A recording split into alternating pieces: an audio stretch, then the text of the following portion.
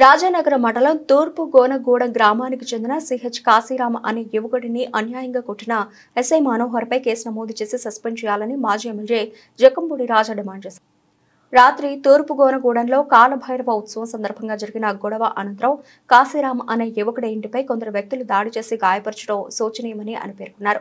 ఈ ఘటనపై ఫిర్యాదు చేసి ఆసుపత్రిలో చికిత్స చేయించుకుని వచ్చిన కాశీరామ్ని నేడు ఎస్ఐ మనోహర్ పిలిచి తల్లి ఎదుటే ఇష్టం వచ్చినట్లు దూషిస్తూ దారుణంగా కొట్టడం తీవ్రమైన చర్యగా రాజా పేర్కొన్నారు. కార్యక్రమంలో భారీ స్థాయిలో వైఎస్ఆర్ కాంగ్రెస్ పార్టీ నాయకులు, కార్యకర్తలు తదితరులు పాల్గొన్నారు.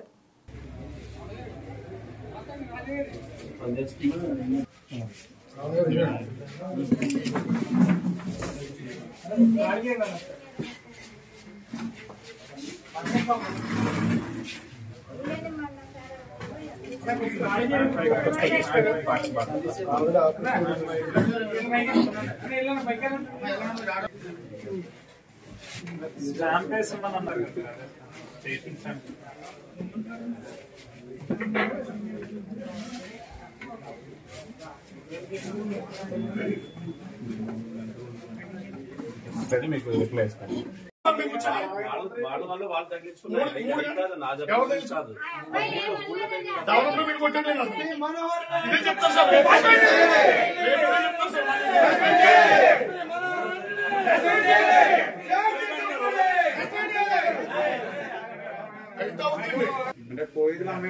మాజీ ఎమ్మెల్యే గారు ఇక్కడ కూర్చుంటే ఏదో ఎలాగుందంటే మీరు కంప్లైంట్ తీసుకున్నారు, రిసీవ్డ్ కాపీ కూడా అడుగుతాను. మీరు కంపేర్ కాగితం ఇచ్చేసండి. కాపీ అమృతం కొట్టుకుంటూ పోతాడు. కాపీ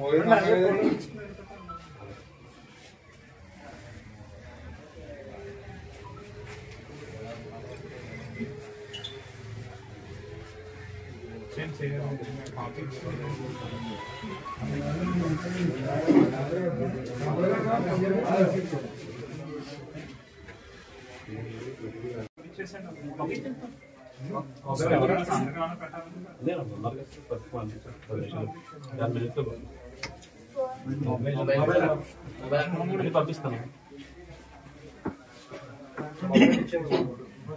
మొబైల్ అవి కూడా ఇచ్చాను. అలాగే ఇంకో పడని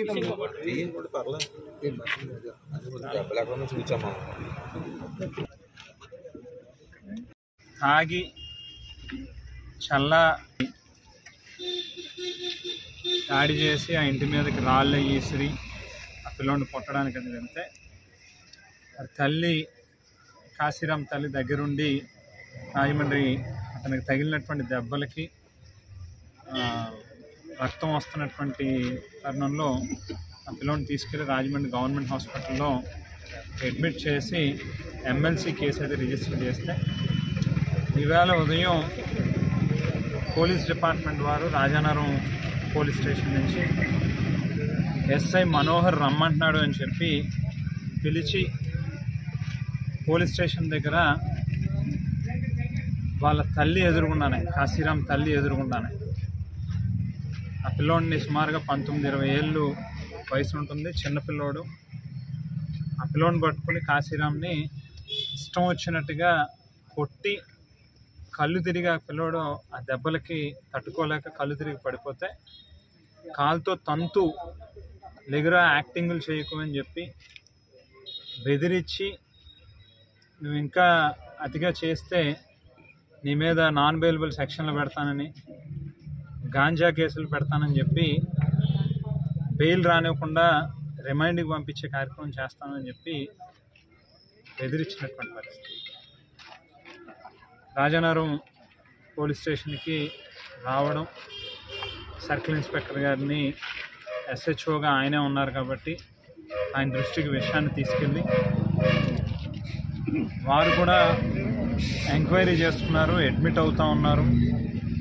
జరిగినటువంటి సంఘటన ఆ కాశీరామ్ని కొట్టారు అనేటువంటి విషయాన్ని కూడా అడ్మిట్ అవుతూ ఉన్నటువంటి తరుణం కంప్లైంట్ని డ్రాఫ్ట్ చేసి ఇవ్వడం జరిగింది. తక్షణమే ఎస్ఐ మీద ఎఫ్ఐఆర్ రిజిస్టర్ చేయాలి, ఆ పిల్లోడికి క్షమాపణ చెప్పించాలి. అలాగే ఇమీడియట్గా విధుల నుంచి సస్పెండ్ చేయాల్సినటువంటి అవసరం. పోలీసు ఉద్యోగం అని అంటే ప్రజలు పోలీసులను చూస్తే, కాకి చొక్కాను చూస్తే ధైర్యం రావాలి తప్పితే భయపడేటటువంటి పరిస్థితి, లేకపోతే ఏదో పెద్ద మనమే సుప్రీం అన్నట్టుగా మనం ఏం చేసినా చెల్లుతుంది, సామాన్యుల మీద మనం కొట్టచ్చు, నోటికొచ్చిన మాటలు మాట్లాడచ్చు, బూతులు తిట్టచ్చు అని అంటే అది ఇక్కడ చెల్లుబాటు అవ్వదు. ఏదైతే మీరు విధుల్లో జాయిన్ అయ్యేటప్పుడు మీ బాధ్యతలు, మీకున్న పరిధులు, మీకున్నటువంటి డ్యూటీసు, మీ రెస్పాన్సిబిలిటీస్ అనేటువంటిది ప్రాపర్గా అయితేనే రాజానగరం నియోజకవర్గంలో ప్రత్యేకించి చెల్లుబాటు అవుతుంది తప్పితే ఏదో కాకి చొక్కా వేసుకున్నాం కదా అని చెప్పి ఎంతంటే అంత మనం ఏం చేస్తే చెల్లుబాటు అవుతుంది అనుకుంటే మాత్రం ఖచ్చితంగా ఇబ్బంది పడేటటువంటి పరిస్థితి వస్తుందనేటువంటి విషయాన్ని గుర్తుపెట్టుకోండి అని చెప్పి మాత్రం ఈ సందర్భంగా హెచ్చరిస్తాం. ఊరికినే ఏదో చూస్తూ ఊరుకునేటటువంటి పరిస్థితి ఉండదు. ఈ విషయాన్ని ఖచ్చితంగా హ్యూమన్ రైట్స్కి కావచ్చు, లేకపోతే రాష్ట్ర హోంశాఖకు సంబంధించినటువంటి సెక్రటరీకి, అలాగే డీజీపీ గారికి, స్థానిక ఎస్పీ గారికి కూడా కంప్లైంట్స్ పెట్టడం జరుగుతుంది. అయితే ఎఫ్ఐఆర్ రిజిస్టర్ చేయకపోయినా, లేకపోతే సంబంధించినటువంటి ఎస్ఐ మీద యాక్షన్ తీసుకోకపోయినా డెఫినెట్గా ఈ విషయాన్ని మాత్రం ఇంకా కాస్త సీరియస్గా తీసుకునేటటువంటి కార్యక్రమం జరుగుతుంది. పోలీసులోనంటే మనకు లా అండ్ ఆర్డర్ని కాపాడడానికి ప్రభుత్వం, ప్రజలు మనకి ఇచ్చినటువంటి బాధ్యత తప్పితే మనం ఇష్టానుసారంగా కొట్టడానికో, లేకపోతే చేయి చేసుకోవడానికో, మనం నోటుకొచ్చినటువంటి బూతులు మాట్లాడడానికో ఈ ఉద్యోగం రాలేదు అనేటువంటిది కాస్త బుర్రలో పెట్టుకుని డ్యూటీ చేస్తే బాగుంటుందని మాత్రం పోలీస్ శాఖకు సంబంధించినటువంటి ప్రతి ఉద్యోగికి కూడా ఈ సందర్భంగా హితో కూడా చెప్తా ఉన్నాం. ఏదో అధికార పార్టీ వాళ్ళు లేకపోతే ఎవరో చెప్పారు కదా అని చెప్పి వాళ్ళు చెప్పినట్టుగా చేస్తే ఈ రోజుతో పోయేది కాదు.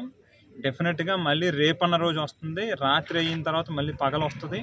రేపు మళ్ళీ ఈవేళ ఉన్నటువంటి ప్రభుత్వమే ఉండదు, ఈవేళ అధికారంలో ఉన్నటువంటి వాళ్ళే ఉండరు. రేపు ఇంకో రోజు వస్తుంది, మళ్ళీ ఆ రోజు మళ్ళీ ఏం జరుగుతుందో కూడా ఒకసారి గుర్తుపెట్టుకుని చేస్తే బాగుంటుందని చెప్పి మాత్రం ఈ సందర్భంగా హెచ్చరిస్తాం.